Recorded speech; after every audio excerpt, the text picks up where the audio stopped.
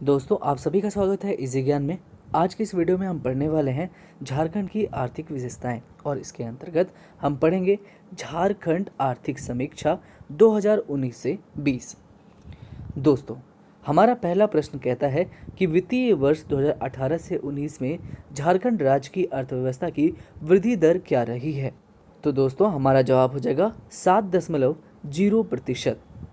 दोस्तों पिछले 5 वर्षों 2014 से 15 से 2019 से 20 में झारखंड की अर्थव्यवस्था की औसत वार्षिक वृद्धि दर 6% रही है। 2014 से 15 में जहां आर्थिक वृद्धि दर 12.5% रही थी, वहीं 2015 से 16 में यह अप्रत्याशित रूप से घटकर ऋणात्मक -6.5% पर पहुंच गई है। दोस्तों ध्यान रखेंगे, वित्तीय वर्ष 2018 से 19 में राज्य की अर्थव्यवस्था की वृद्धि दर 7% रही है, जबकि 2019 से 20 के चालू वित्तीय वर्ष में 7.2% की वृद्धि दर अनुमानित की गई है।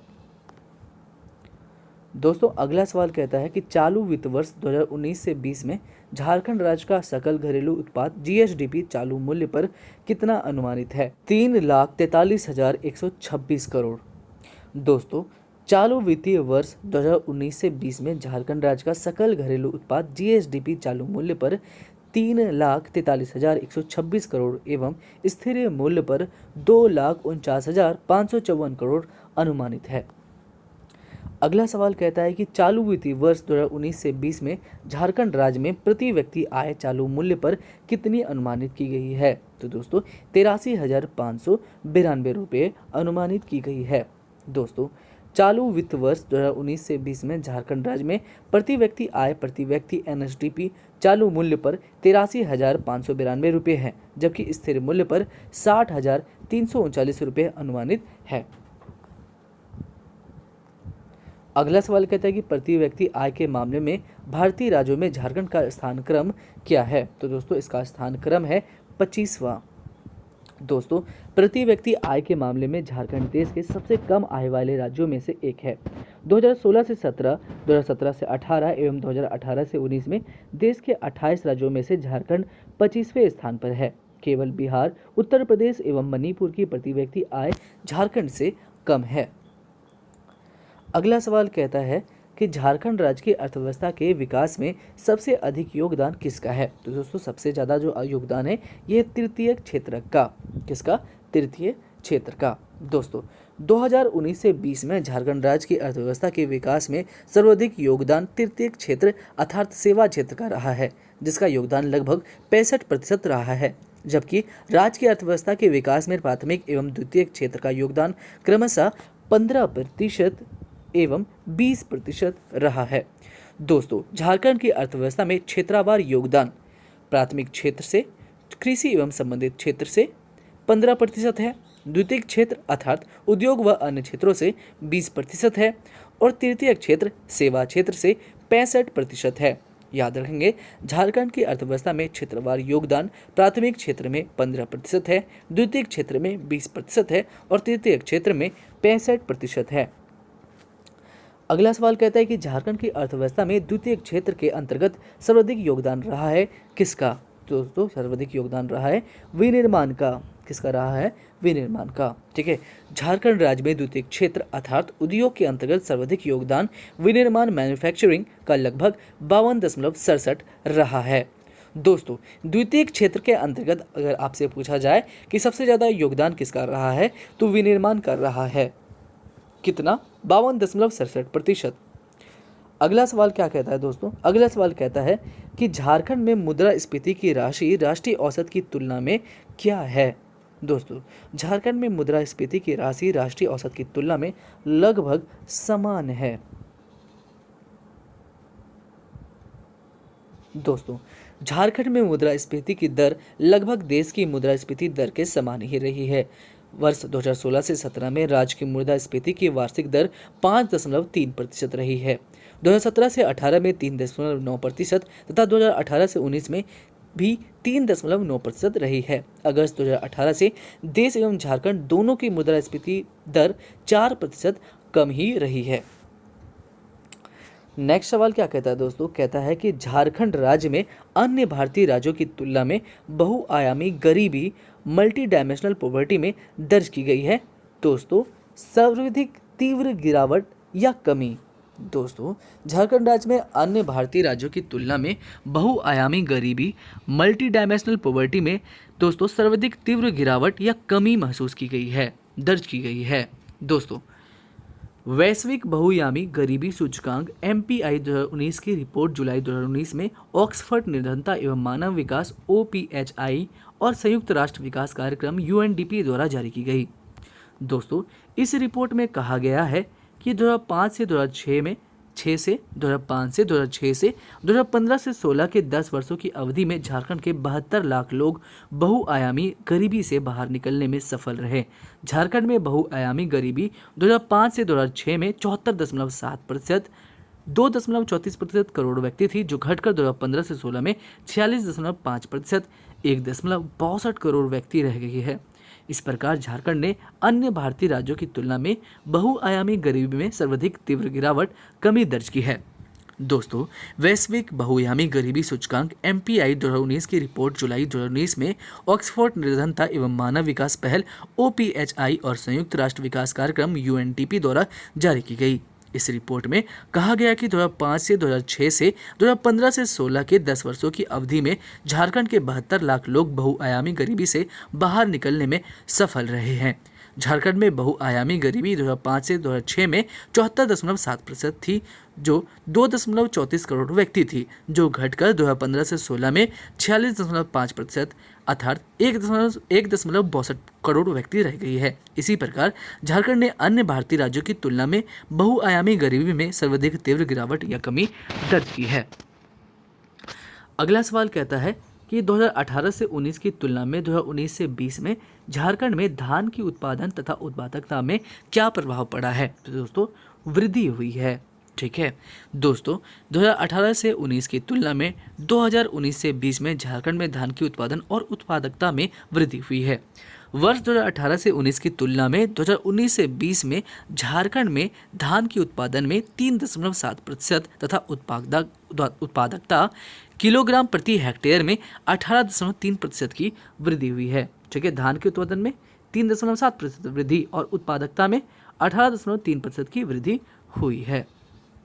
अगला सवाल कहता है कि राज्य में जैविक खेती को बढ़ावा देने के लिए झारखंड सरकार द्वारा कितनी राशि की घोषणा की गई है? तो दोस्तों, कितनी राशि की घोषणा की गई है? 100 करोड़ रुपए की। ठीक है, राज्य में जैविक खेती को बढ़ावा देने के लिए झारखंड सरकार द्वारा 100 करोड़ राशि की घोषणा करी गई है। दोस्तों, कृषि क्षेत्र को बढ़ावा देने के उद्देश्य से राज्य सरकार द्वारा सितंबर 2019 में जैविक खेती हेतु 100 करोड़ रुपए की राशि देने की घोषणा करी गई है। अगला सवाल कहता है कि खरीफ फसल के अंतर्गत झारखंड राज्य में सर्वाधिक क्षेत्र पर किस फसल की खेती की जाती है? तो दोस्तों, किसकी खेती जाती है? हम सभी जानते हैं, धान की। ठीक है, झारखंड राज्य में खरीफ फसल के अंतर्गत सर्वाधिक लगभग 66% पर धान की खेती की जाती है। दूसरे स्थान पर कौन है? तो मक्का है। कितने प्रतिशत? 11% क्षेत्र पर।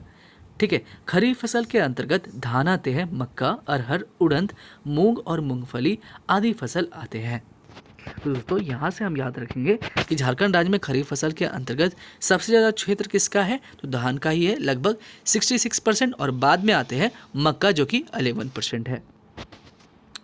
दोस्तों, अगला सवाल कहता है, ठीक है, कहता है कि झारखंड में रबी फसल के अंतर्गत सर्वाधिक क्षेत्र पर बोया जाने वाला फसल कौन सा है? ठीक है, झारखंड में रबी फसल के अंतर्गत सबसे ज़्यादा क्षेत्र पर बोया जाने वाला जो फसल है ये है आपका चना। क्या है दोस्तों? चना। ठीक है, झारखंड में रबी फसल के अंतर्गत सर्वाधिक क्षेत्र पर बोई जाने वाली फसल चना 25% क्षेत्र पर है, जबकि गेहूं की खेती 20% क्षेत्रफल पर की जाती है। इस सूची में तीसरे स्थान पर सरसों की फसल आती है। दोस्तों, अगला सवाल कहता है कि झारखंड का एकमात्र जिला जहाँ सामान्य से अधिक वर्षा होती है वो कौन सा है? तो दोस्तों, वो है साहेबगंज। ठीक है, साहेबगंज झारखंड राज्य का एकमात्र जिला है जहां सामान्य से अधिक वर्षा होती रही है। यहां राज्य में होने वाला सामान्य औसत वर्षा 951 मिलीमीटर की अपेक्षा 1040 मिलीमीटर वर्षा प्राप्त हुई है। अगला सवाल कहता है कि झारखंड में चलाई जा रही विशेष फसल योजना में निम्न में से कौन एक शामिल नहीं है? तो दोस्तों, उड़द जो है ये शामिल नहीं है। दोस्तों, विशेष फसल योजना की शुरुआत झारखंड में 2017 से 18 के बजट में की गई थी। इस योजना का उद्देश्य विशेष फसलों जैसे राजमा, तिल, मूंगफली और सोयाबीन के उत्पादन में वृद्धि करना है। अगला सवाल आपसे कहता है कि मुख्यमंत्री कृषि आशीर्वाद योजना की घोषणा की गई थी कब? तो दोस्तों, मुख्यमंत्री कृषि आशीर्वाद योजना की घोषणा की गई थी जनवरी 2019 में। कब? जनवरी 2019 में। ठीक है दोस्तों, मुख्यमंत्री कृषि आशीर्वाद योजना की घोषणा पूर्ववर्ती भाजपा सरकार द्वारा जनवरी 2019 में की गई थी तथा अगस्त 2019 में इस योजना को लागू किया गया था। इस योजना का लक्ष्य राज्य सरकार द्वारा झारखंड के किसानों को कल्याण और वित्तीय सुविधा उपलब्ध कराना है। राज्य सरकार की यह पहल योजना है जिसके तहत 100% व्यवस्था प्रत्यक्ष लाभ अंतरण ट्रांसफर डीबीटी के डायरेक्ट बेनिफिट ट्रांसफर डीबीटी के माध्यम से की जा रही है। इस योजना के तहत राज्य के 13.60 लाख किसानों को प्रति एकड़ भूमि के लिए 5,000 रुपये और अधिकतम 25,000 रुपये दिए जाने की व्यवस्था की गई है। झारखंड की वर्तमान सरकार ने इस योजना को बंद कर एक नई योजना अल्पकालीन कृषि ऋण राहत योजना आरंभ की है। दोस्तों, ध्यान देंगे इस व्याख्या की ओर। मुख्यमंत्री कृषि आशीर्वाद योजना की घोषणा पूर्ववर्ती भाजपा सरकार द्वारा जनवरी 2019 में की गई थी तथा अगस्त 2019 से इस योजना को लागू किया गया। इस योजना का लक्ष्य राज्य सरकार द्वारा झारखंड के किसानों को कल्याण और वित्तीय सुविधा उपलब्ध कराना है। राज्य सरकार की यह पहली योजना है जिसके तहत 100% व्यवस्था सेटलमेंट प्रत्यक्ष लाभ अंतरण डायरेक्ट बेनिफिट ट्रांसफर डीबीटी के माध्यम से की जा रही है। इस योजना के तहत राज्य के 13.60 लाख किसानों को प्रति एकड़ भूमि के लिए 5,000 रुपये और अधिकतम 25,000 रुपये दिए जाने की व्यवस्था की गई है। झारखंड की वर्तमान सरकार ने इस योजना को बंद करके एक नई योजना अल्पकालीन कृषि ऋण राहत योजना आरंभ करी है। अगला सवाल आपसे कहता है कि देश के कुल लौह अयस्क भंडार का कितना प्रतिशत झारखंड राज्य में पाया जाता है? तो दोस्तों याद रखेंगे 26%। कितने प्रतिशत?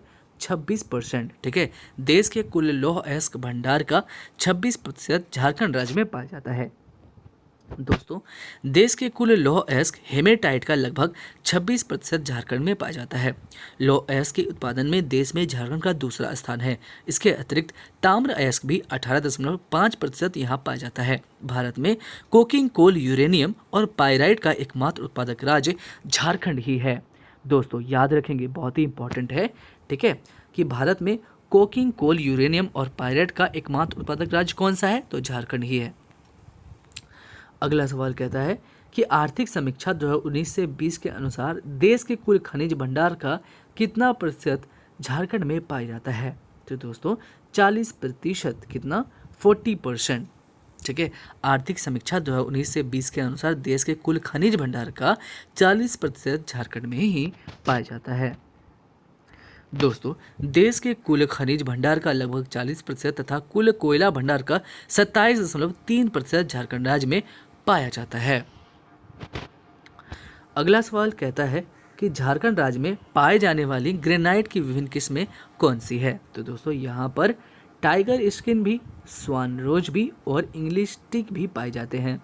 दोस्तों, देश के कुल ग्रेनाइट भंडार का 19.36% झारखंड में पाया जाता है। राज्य में पाई जाने वाली ग्रेनाइट की विभिन्न किस्में हैं टाइगर स्किन, स्वान रोज, इंग्लिश टिक, ब्लेड ग्रेनाइट, ब्लैक चीता और ब्लैक जेब्रा। अगला सवाल कहता है कि देश में तसर रेशम का सबसे बड़ा उत्पादक राज्य कौन सा है? तो दोस्तों ये कौन से हैं? झारखंड ही है। ठीक है, झारखंड देश में तसर रेशम का सबसे बड़ा उत्पादक राज्य है। यहाँ देश के कुल तसर रेशम उत्पादन का 76.4% भाग का उत्पादन किया जाता है। वित्तीय वर्ष 2018 से 19 में दिसंबर 2018 तक राज्य में कुल 949.3 मिलियन टन कच्चे तसर रेशम का उत्पादन हुआ है। दोस्तों अगला सवाल कहता है कि मनरेगा के तहत कृषि संसाधनों के विकास में झारखंड को देश में कौन सा स्थान प्राप्त हुआ है? तो दोस्तों इसका स्थान है प्रथम। दोस्तों, ग्रामीण विकास मंत्रालय भारत सरकार द्वारा जारी रैंकिंग के अनुसार मनरेगा के तहत कृषि संसाधनों के विकास में झारखंड को देश का सर्वोच्च स्थान प्राप्त हुआ है। मनरेगा के बजट का 97% राशि का उपयोग झारखंड सरकार द्वारा किया गया है। दोस्तों अगला सवाल कहता है कि बताइए कि ई सक्षम क्या है? तो दोस्तों ई सक्षम एक प्रशिक्षण कार्यक्रम है दोस्तों ई सक्षम एक डिजिटल प्लेटफॉर्म है जिसके माध्यम से GIS आधारित एप्लीकेशन जैसे Bhuvan portal, Google Earth Pro ETC के उपयोग हेतु जिला एवं प्रखंड स्तर पर प्रशिक्षण उपलब्ध कराया जाता है। अगला सवाल कहता है कि बताइए कि JSLPS की स्थापना की गई थी कब। दोस्तों JSLPS की स्थापना 2009 ईस्वी में की गई थी। कब? 2009 में। झारखंड राज्य में राष्ट्रीय ग्रामीण आजीविका मिशन NRLM, ठीक है, कौन सा? NRLM की अधिकांश योजनाओं के संचालन का दायित्व JSLPS अर्थात Jharkhand state livelihood promotion society को दिया गया है। इसकी स्थापना स्वायत्त सोसाइटी के रूप में 2009 में ग्रामीण विकास विभाग झारखंड सरकार के अधीन किया गया है। वर्तमान JSLPS राज्य के 24 जिलों के 253 प्रखंडों के 43,168 ग्राम पंचायत एवं 24,700 गाँव में कार्य कर रही है। दोस्तों ये बहुत ही इंपॉर्टेंट है, हम एक बार फिर से इसे पढ़ेंगे। झारखंड राज्य में राष्ट्रीय ग्रामीण आजीविका मिशन NRLM की अधिकांश योजनाओं के संचालन का दायित्व JSLPS अर्थात Jharkhand state livelihood promotion society को दिया गया है। इसकी स्थापना स्वायत्त सोसाइटी के रूप में 2009 में ग्रामीण विकास विभाग झारखंड सरकार के रूप में अधीन किया गया है। वर्तमान में JSLPS राज्य के 24 जिलों के 253 प्रखंडों के 4,368 ग्राम पंचायतों एवं 24,700 गाँव में कार्य कर रही है। अगला सवाल कहता है कि झारखंड में संचालित डाकिया स्कीम क्या है। दोस्तों झारखंड में संचालित डाकिया स्कीम जो है ये केंद्रीय प्रायोजित है। दोस्तों PVGD डाकिया स्कीम केंद्र सरकार का एक कार्यक्रम है। इस योजना के तहत झारखंड के सभी 8 आदिम जनजातीय समूह के परिवार को प्रति माह 35 किलोग्राम चावल मुफ्त में इनके दरवाजे पर उपलब्ध कराया जाता है। चावल के इन पैकेटों की पैकेजिंग महिला स्वयं सहायता समूह के द्वारा किया जाता है। दोस्तों अगला सवाल कहता है कि आदर्श ग्राम योजना के तहत झारखंड में कितने ग्रामों का चयन हुआ है। तो दोस्तों कितने? 100 ग्रामों का चयन हुआ है, ठीक है, 100 गाँव का। आदर्श ग्राम योजना AGY की शुरुआत ग्रामीण विकास विभाग झारखंड सरकार द्वारा की गई है। इस योजना के तहत प्रत्येक विधायक MLAs द्वारा एक एक गांव का चयन और 19 ऐसे गांव जो महान क्रांतिकारियों से संबंधित रहे हैं का विकास आदर्श ग्राम के रूप में किया जाना है। इसके तहत कुल 100 गाँव का चयन किया गया है। दोस्तों हमारा आखिरी सवाल कहता है कि झारखंड के कितने पंचायतों को दीनदयाल उपाध्याय पंचायत सशक्तिकरण पुरस्कार 2019 के लिए चयनित किया गया है। तो दोस्तों हमारा जवाब हो जाएगा 6। तो दोस्तों आगे भी हम करीब 30 प्रश्नों को करेंगे इसी टॉपिक से, ठीक है, वो हमारा पार्ट 2 होगा। तब तक के लिए दोस्तों अगर आप इस चैनल पर नए हैं तो हमारे चैनल को सब्सक्राइब जरूर करें और हो सके तो हमें लाइक ज़रूर करें।